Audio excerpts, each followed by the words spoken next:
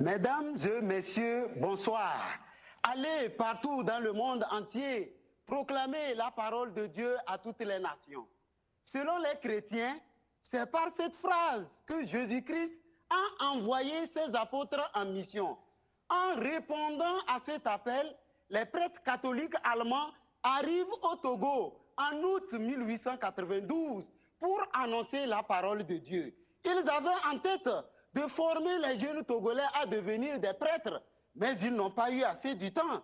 La Première Guerre mondiale éclate au Togo en août 1914 et les oblige à quitter le pays sans former aucun prêtre togolais. Après leur départ, la plupart des chrétiens catholiques sont retournés à leur tradition pour adorer les divinités et les ancêtres. Alors, le pape, chef de l'Église catholique romaine, va demander aux missionnaires de former désormais dans chaque pays les prêtres autochtones. À partir de 1921, les nouveaux missionnaires qui arrivent au Togo sont des Français. Ont-ils formé les prêtres togolais comme le pape l'a demandé? Si oui, qu'est-ce que les prêtres togolais ont fait de plus que les missionnaires? Et qu'est-ce qui a véritablement changé dans l'Église catholique entre 1921 et 2009? Pour répondre à toutes ces questions de ma thèse, étant historien, j'ai parcouru tout le Togo. Je suis allé en Europe, j'ai rassemblé les documents et j'ai interrogé les personnes ressources. Il ressort de mes recherches que de 1921 à 1961, 26 Togolais sont devenus prêtres.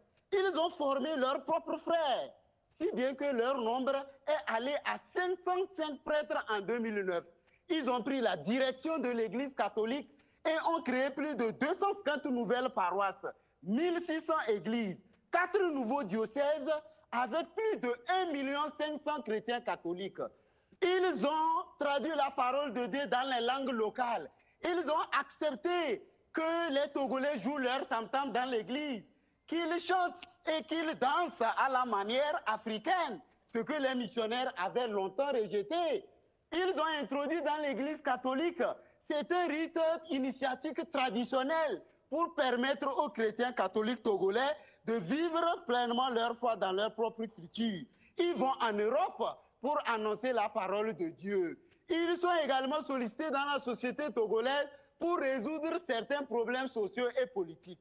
Mesdames et messieurs, au total, ma thèse montre que la valorisation de nos cultures et traditions, l'utilisation des membres, des ressources humaines est nécessaire pour le développement. Je vous remercie.